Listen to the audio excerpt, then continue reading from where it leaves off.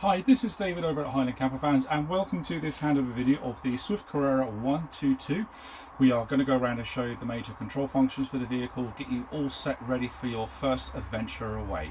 I do recommend that you maybe download this video or bookmark it for future reference. It makes a handy guide when you're out and about and you maybe get a little bit stuck with one of the control functions. But of course, you can always reach out to us here at Highland Camper Fans. We are always happy to help you if you're out and about and need a little bit of help. So I hope you enjoy the video and find it useful. In the back of the van, underneath the bench which is just shown just here, you are going to find the gas locker, which you've got a bottle on board, and obviously you've got your gas tap just here, so for closing and shutting the gas tap, and then you have your Truma gas safety system.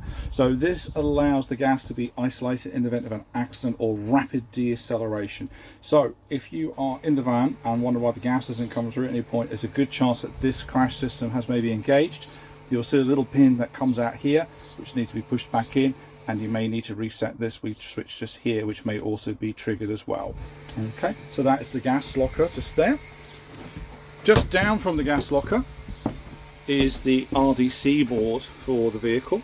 So this is your main trip control board for the vehicle with your fuses. So you have a master shut off switch as well as charging systems, and hiding under here is the trip switches for the vehicle itself. Okay, and that is the gas locker and the RDC board. Just inside the cupboard above the cook area, you are going to find these two switches. These are the solenoid actuators for the fresh tank and the waste tank. So the switches themselves have three positions: an up position, a middle position, and a low position, indicated by position middle is off light, up position is red for open, and the orange for closed valve. So your van has electronic valves for the waste pipes. So when you want to put water into the vehicle, you'll need to close the pipe to make sure water doesn't drain.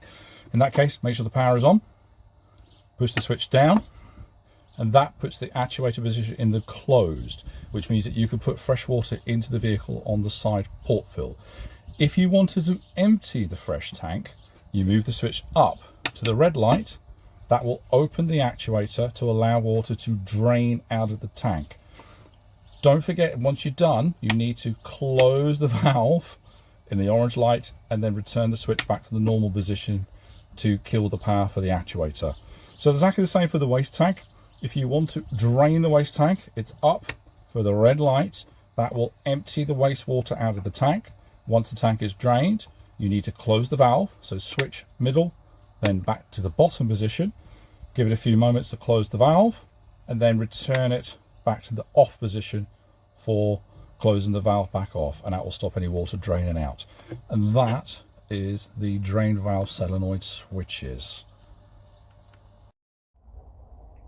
So next we're going to look at the gas burners. You've got two rings just here under the cover, with the gas turned on and the isolator taps turned on as well. To access the gas, you've got two control dials here. There are indicators to let you know which side is doing what. So the one on the left is the left ring, the one on the right is the right ring. All you would need to do here is just turn the switch to turn the gas on, and then hold it down to actually the igniter, like so. Hold it down for a few seconds to allow the thermocouple to engage, and then lift off. Then all you need to do then is just adjust the gas flow as you need it. And once you're done, switch it all the way back to 12 o'clock. Give a quick listen to hear if you can hear any more gas come through. Nope, the gas is not coming through anymore, so it means the gas is safely switched off, as it were. Top tip for you is, when you have been cooking, is make sure the rings do go cool. Give about 10 minutes or so before you close the lid down, as it were. Otherwise what can happen is that the heat could damage the lid, maybe crack it. You can remove the ring just here if you need to give it a little clean. What I will say is just be careful when removing the ring. There are 4 little rubber grommets which are easy to come out and easy to lose. So just obviously make sure when you take this off to clean in that the little grommets are present as well when you put them back. And once you're done, you just close the lid down, and that is you ready for travel. And that is the gas. So to use the taps on the vehicle, you do need to make sure that you have turned the water pump on your control panel, and then it's just a case of lifting the tap to the position you need, lift the tap faucet up like so, and then left and right depending whether you want hot or cold water. Close the tap once you're done, and then before you close the lid down, it's just a case of just push the tap out the way and then drop the lid down like so, and that's the sink and the tap. So inside your washroom, you're going to find your Thetford flush toilet. It's just a very simple toilet to use. This top bowl does swivel on its base to allow a better angle and position for comfort. Before you use the toilet, you do need to open the little flap that's just hiding down here. That is opened with the wee lever to the side, like so. That then opens the flap and allows waste to pass through the toilet. Once you're done, you'll need to flush the toilet. That's very, very simple. Close the lid. Hold the button over here for about 3 seconds. 1000, 2000, 3000. That will action the flush of the toilet. Now the flush action, you'll see water swirl around here to push any waste down the bowl. And once you're finished, you need to close the flap, like so. And that will just stop any bad odours just coming back up through from the toilet for you. Now, when the toilet cassette is full, you will see a little indicator light over here to let you know that the toilet cassette is full and it's time to empty your toilet cassette. And that is your flush toilet. So just above the sliding door as you enter your van, you will find the HAB control panel, which is this black screen just located here. To turn the screen on, if it is dark, just tap the screen to light it up, and then you just hit the little power button to light up the display. You're well greeted with the home menu, which gives you options to turn the lighting circuit on. So you can change the entry light, turn the awning light on. You can also dim the lights as well. You can move through and you can see power status for the vehicle, water status, environmental status, or you can go back to the home screen and you can jump to either one of these options, as it were. So power lets you see, again, battery status. So this lets you see the battery. You can then check the different status of the battery, the solar charging, like so. At any point in the control hub, if you're looking at something and you're not sure what you're looking at, so for example, the power circuit, I can press the question mark and it will give me a quick on-screen description of what I'm actually looking at. Very, very handy. So when you first come to the vehicle, you'll want to turn the light circuit on. As you see, the lights are now on. If you wanted to turn the water pump on, that is under the water section. You hit the pump section there, and you can also check the levels for the water system, so fresh level and waste levels. The environmental here is just humidity temperatures for inside and outside of the van, as well as you've got your lighting circuits, which we already looked at. You've got a settings menu just located here, so you can change some little aspects, whether you want the key to beep as you're pressing things, as it were, and you can then pair a Bluetooth device to this as well if you wish to. Don't forget, at any point you can hit the question mark and it will give you an on-screen explanation of what you're looking at and what the options are giving you as well.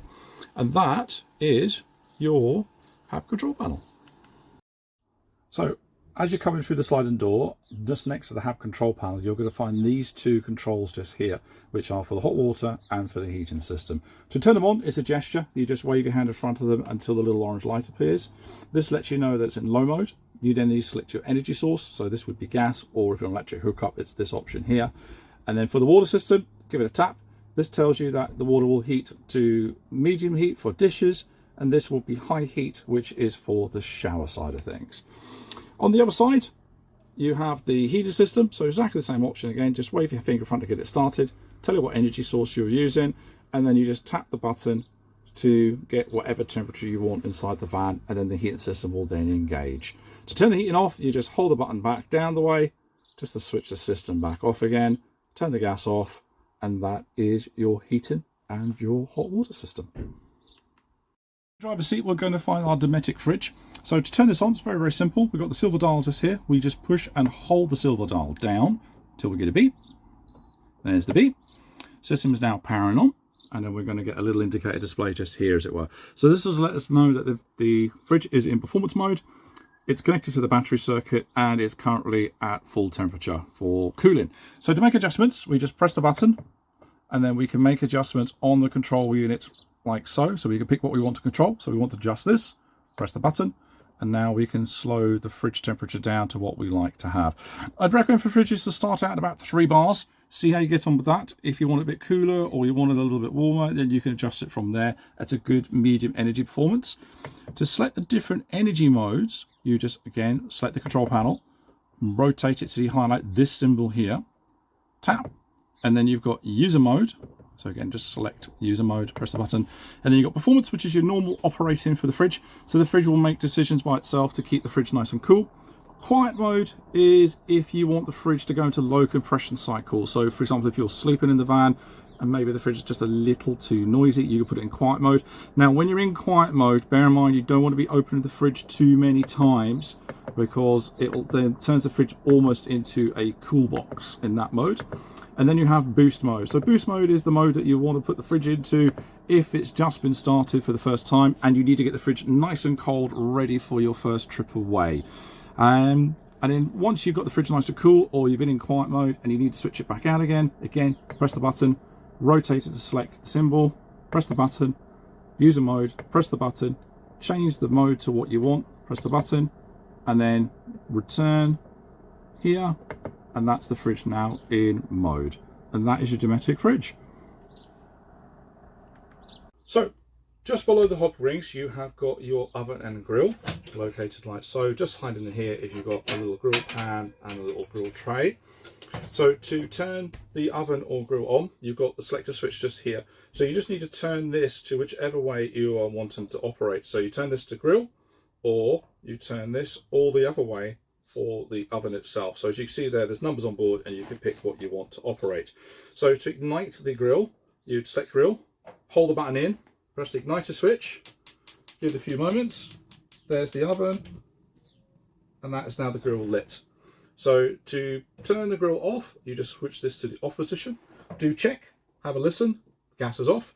And for the oven, it's the opposite way round. You turn the oven on, hold the button in, press the button to ignite the grill at the back, pat the oven at the back, and that is now the oven on. And then you could adjust the regulator here to how hot or intense you want your oven to be. Once you're done, again, rotate this back to the 12 o'clock position, so it's off, and that is the oven now off. Again, have a listen, no gas, that means it's clear.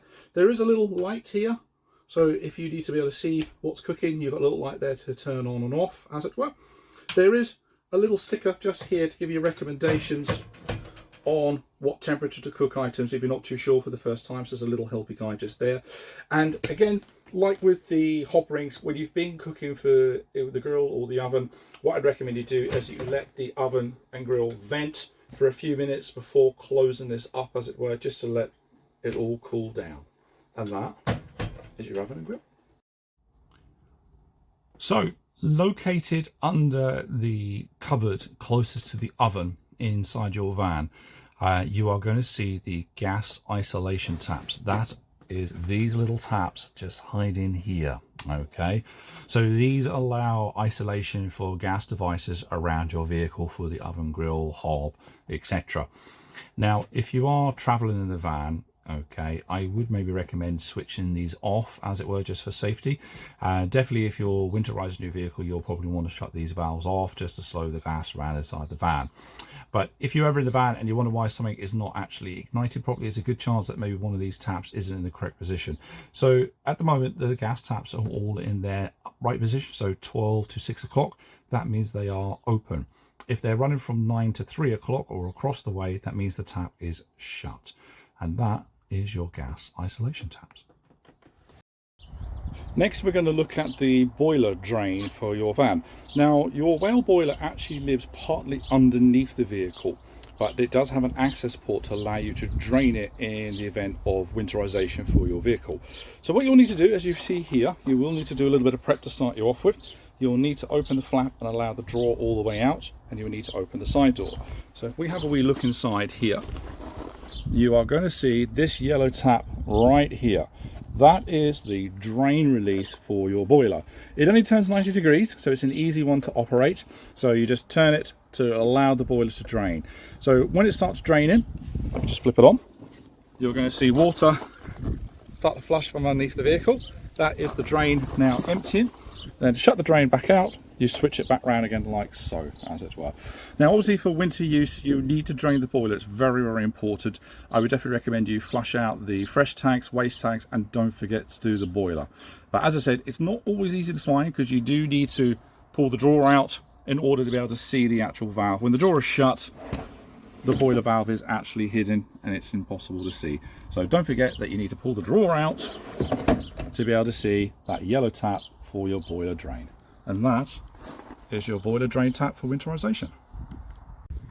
So next we're going to have a look at your toilet cassette. That is accessed by this hatch just here. You do need to unlock it with your hat key in order to get into this panel. But once you've done that, press the two buttons, and there is your toilet cassette unit. So to retrieve it, you just need to lift the orange handle up and slide the unit out.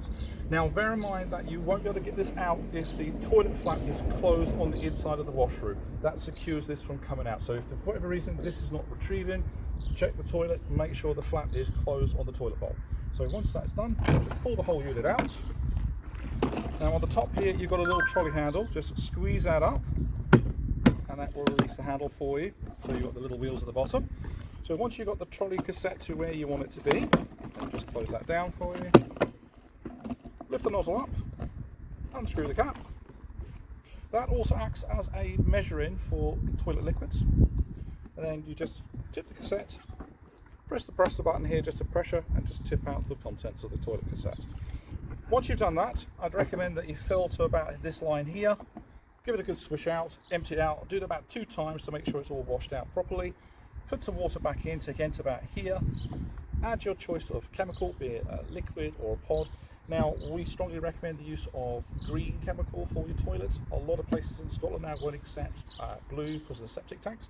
So once you've done that, take your cap, make sure that's screwed firmly, close that back down again, and it's just a case of reinserting the toilet. Push it till it clicks. That's it there, nice and secure. Give it a quick check, make sure it is secured in place. Close the flap, and don't forget to lock once you're done. And that is your toilet cassette. So access under the bonnet, very simple. You'll find the bonnet latch located on the end of the dashboard on the passenger side. Just give the lever a little pull like so, and that will open the bonnet latch. So coming round, the safety catch, if you line your hand up with the Swift badge here and you put your hand in underneath, your fingers will find the safety catch like so. Lift the bonnet safe from here, and that locates up here. Don't forget to slide it across to lock it off to make sure that's nice and secure. And then over on the driver side, you will find the screen wash fill, coolant tank, brake reservoir, and then here is your oil reservoir fill. Now this van here has an electronic dipstick, so there is no manual stick to check, but the van will do that for you when you start the ignition. Now, on the odd occasion, if the van has been parked up for some time, you may find that the battery for the vehicle may have discharged. So if you need to boost your vehicle, what you need to do is connect your negative point here on this point, so indicated there is for negative, and then hiding down over here under this flap is the positive blade for the battery booster, and that will be the connection point down there, and that will allow you to jump start the vehicle in the case of the battery being discharged. Once you're done, it's just a case of closing the bonnet down, and that's you. So now we're going to put the bed up in the back of your new Carrera 2.2. So what you'll need to do is, the easiest thing to do is clear the cushions out of the way first, so we'll do that to start with.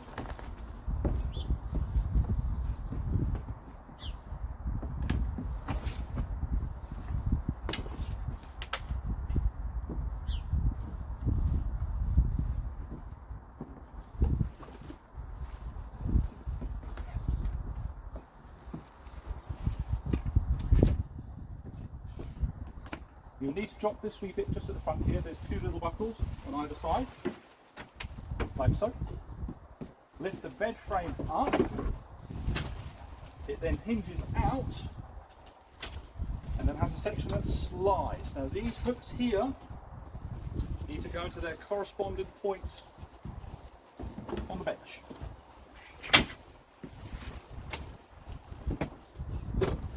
Like so. Take our little cushions here, pop them either side.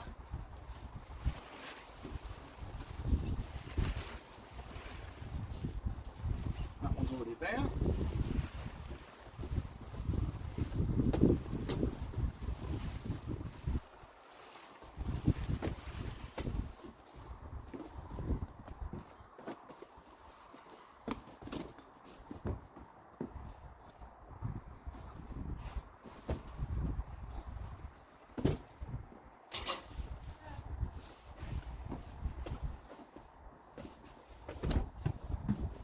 Tuck everything in.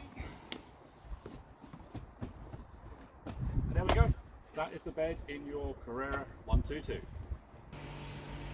So once the passenger door is open, you do have access to your electric step. The control switch is this just here, and you just hold the button down to allow the step to action in and out like so.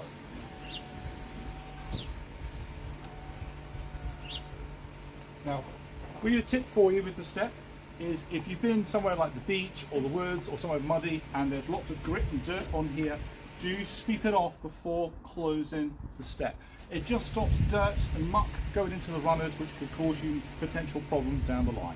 So always give that a wee brush if it is a little bit dirty. And that is the electric step.